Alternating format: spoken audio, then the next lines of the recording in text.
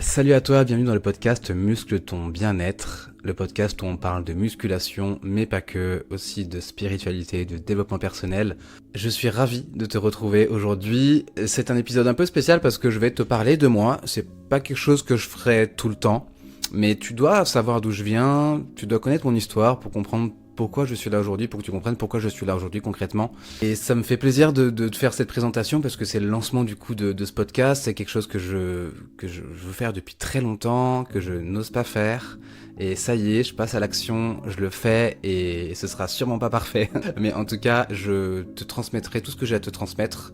Et comme je le dirai toujours, quand je te parle à toi, je me parle aussi à moi-même, et quand je te parle à toi, je te parle comme si je parlais à une amie, comme si je parlais à ma mère, comme si je parlais à ma meilleure amie, comme si je parlais à une sœur. Donc à chaque fois que je te ferai des retours, ça sera toujours dans un but de te faire progresser, de te faire voir les choses différemment. Et voilà, donc bienvenue. Aujourd'hui, donc je vais te parler de moi. Donc j'ai 35 ans, j'habite à Aix-en-Provence, je suis passionné de musculation et je suis coach, donc diplômé depuis 5 ans, où j'ai coaché plus d'une centaine de femmes. Et du coup, tu dois savoir pourquoi je suis là aujourd'hui, qu'est-ce qui m'a poussé à justement lancer ce podcast. Je vais te faire une rétrospective de ma vie, j'essaierai de pas être trop long, mais que tu comprennes que je suis pas là par hasard et que j'ai une mission que je dois remplir et elle passe par ce podcast. Voilà. Donc à l'âge de 16 ans, j'étais pas super bien dans ma peau, je sais pas pourquoi, frustré, timide, introverti. En fait, je sais pas pourquoi, je sais pourquoi. Tu le sauras plus tard dans d'autres épisodes parce que je t'en parlerai sûrement. Mais voilà, j'étais pas bien. Et j'ai eu une idée qui m'est venue comme ça et je ne sais pas d'où parce que personne dans ma famille ne pratique la musculation, donc je me suis inspiré vraiment de personne. Mais j'ai eu cette envie d'aller m'inscrire à la salle pour faire de la musculation. Donc je suis allé, à l'époque c'était l'Orange Bleu, m'inscrire et le responsable m'a dit mais en fait tu veux faire de la tu veux faire de la musculation, c'est très bien, mais t'as pas encore l'âge, t'es trop jeune. Donc j'y suis allé, j'avais encore 15 ans. Et j'ai dit ok, pas de souci, je reviendrai à l'âge de mes 16 ans. Et le jour de mes 16 ans, j'y suis retourné, je suis allé m'inscrire et j'ai commencé la salle de sport comme si c'était quelque chose qui était nécessaire pour moi. Et comme si je savais au fond de moi que c'était le chemin que je devais prendre. Bref. Du coup, je ne savais pas trop dans quoi je me lançais. Ça a été très compliqué au début parce que j'avais aucune notion de musculation, aucune notion de technique. C'est un environnement un petit peu hostile pour moi.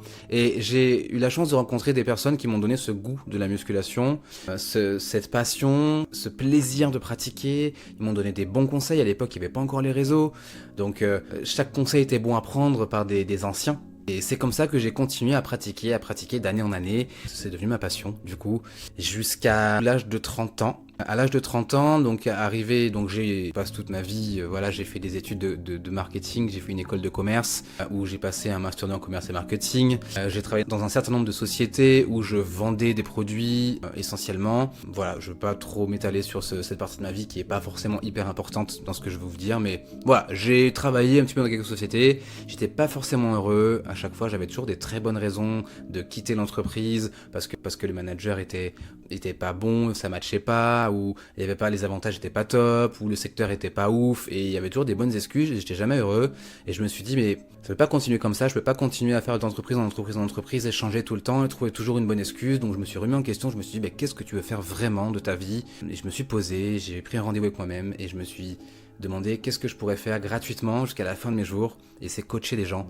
Je le faisais naturellement dans chaque société où j'allais, j'étais le coach de l'entreprise, et là je faisais des programmes, je donnais des conseils, et je me suis dit mais pourquoi pas tout simplement donner vie à cette envie finalement, et en faire mon métier. Donc à la veille du confinement, c'était quelques mois avant le confinement, j'ai quitté mon entreprise pour... D'ailleurs, j'étais un peu dégoûté parce que le timing était très mauvais. Si j'avais attendu 3 mois, j'aurais pu avoir le chômage partiel, ça aurait été incroyable. Mais bon, c'est pas grave, ça s'est fait comme ça, c'est que ça devait se faire comme ça. J'ai quitté mon entreprise et j'ai intégré un BPGEPS, donc qui est le diplôme obligatoire en France pour pouvoir coacher en présentiel. Et je me suis formé du coup pendant 1 an au sport. Et donc mon BPGEPS c'était le BPGEPS haltérophilie musculation, force haltérophilie musculation. Et je voulais passer ce BPGEPS pour avoir le droit de coacher du coup en présentiel. Voilà.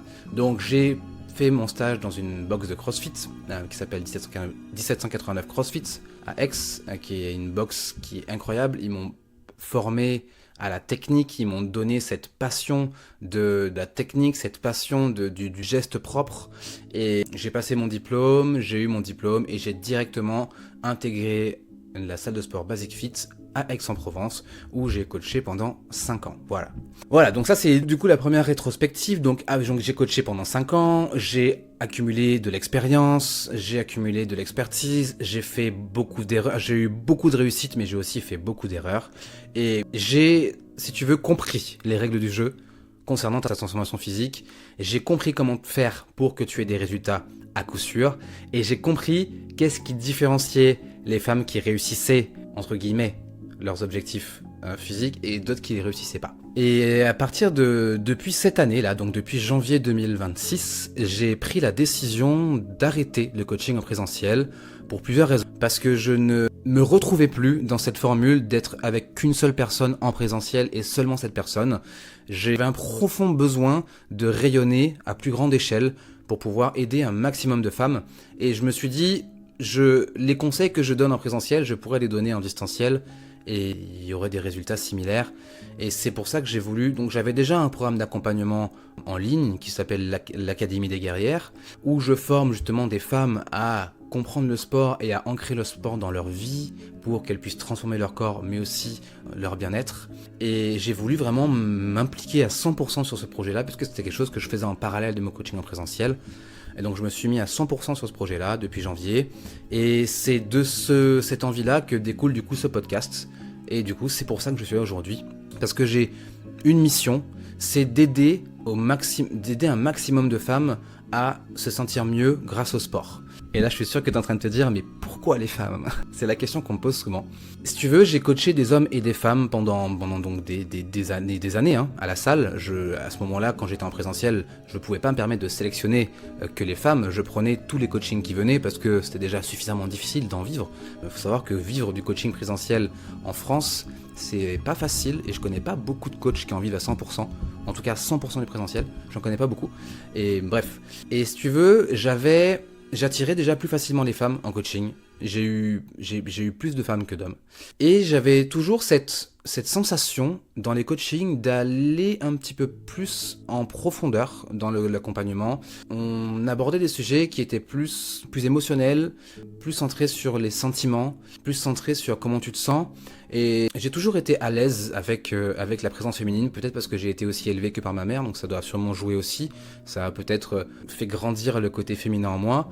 Et naturellement, je coachais plus de femmes et en accompagnant de plus en plus de femmes comme ça, je me suis rendu compte que les femmes avaient beaucoup plus besoin d'aide que les hommes. Parce que quand on est une femme et qu'on arrive dans un environnement qu'on ne connaît pas, notamment la salle de sport, c'est un environnement qui est un petit peu hostile, qui fait peur, on sait pas trop où on met les pieds, c'est un environnement masculin, donc on n'est pas forcément à l'aise. Et je me suis reconnu en elle quand elle commençait, où j'étais pas à l'aise, où j'étais timide, où je savais pas trop où aller. Et je me suis vraiment reconnu en elle et j'ai compris que les femmes avaient plus besoin de mon aide et que j'impacterais plus les femmes que les hommes. Et j'ai compris aussi que je prendrais plus de plaisir à accompagner les femmes que les hommes parce que justement on peut aller un peu plus profondément dans les sujets au niveau des coachings et c'est là où je prends beaucoup de plaisir. Du coup, tu le verras à travers les épisodes de podcast, mais c'est aller aborder des sujets un petit peu plus profonds tels que l'identité, comprendre profondément pourquoi tu fais les choses, se connecter à ses émotions, se connecter à ses sensations. Il y a des hommes qui le sont aujourd'hui puisque moi je suis un homme, donc je sais qu'il y a des hommes qui seront sensibles au type de contenu que je proposerai, mais c'est plus rare. Voilà, les hommes qui sont sensibles à ce type de contenu, ce type d'approche, c'est plus rare. Et donc c'est pour ça que naturellement ce podcast sera orienté pour vous, mesdames. Et je suis super heureux. Donc c'est pour ça que je suis là aujourd'hui, puisque ce podcast c'est vraiment le point d'entrée pour que tu puisses savoir, connaître ma philosophie, ma façon de travailler, comment j'ai accompagné mes élèves jusqu'à présent, comment elles ont eu de super résultats, comment elles s'alimentent, comment elles s'entraînent, comment elles réfléchissent, quel est leur mindset, comment elles font pour avoir de l'énergie, comment elles font quand elles n'ont pas d'énergie. Bref, on va vraiment aborder tout ce qui touche de près ou de loin au sport et plus précisément à la musculation. Et puis aussi on parlera de sujets de mindset, de sujets de réflexion, de philosophie, de développement personnel, de spiritualité. C'est des sujets que je travaille depuis des années. Je suis sur un cheminement profond, j'ai fait un très très gros travail sur moi. Puisqu'il faut savoir que mes parents ont divorcé quand j'étais très jeune, il me semble que j'avais 5 ans, et ma mère a décidé de quitter la Martinique, donc qui est mon île natale, aux alentours des 10 ans. Donc c'est-à-dire que j'ai vécu 2 traumatismes hyper difficile pour un enfant de cet âge-là. Ça s'est du coup répercuté sur mon moi d'aujourd'hui, qui a des peurs, qui a des craintes, qui a des doutes.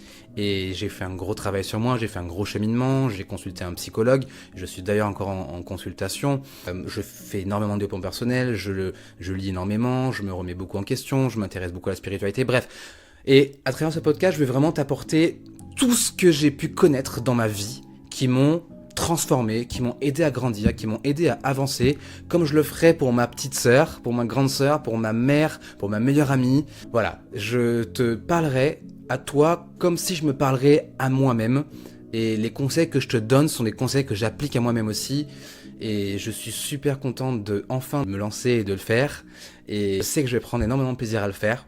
Donc les sujets seront, voilà, ça va tourner. Ça va tourner, des fois on parlera muscu, des fois on parlera alimentation. Les sujets vont varier en fonction de ce dont à quoi j'ai envie de parler, ce que mes élèves vont me poser comme question aussi. Ça me donnera des idées de vidéos. Je rebondirai sur mes échanges avec mes coachings, voilà. Tu sais tout sur mon histoire, donc pour résumer, je suis un coach qui est à la limite du développement personnel, sensible à la puissance féminine et qui a ce côté féminin, sensible à la spiritualité, passionné de musculation, passionné de technique et qui va t'apporter les clés pour pouvoir te permettre de te transformer à l'extérieur, mais surtout utiliser la musculation comme levier de bien-être intérieur. Voilà.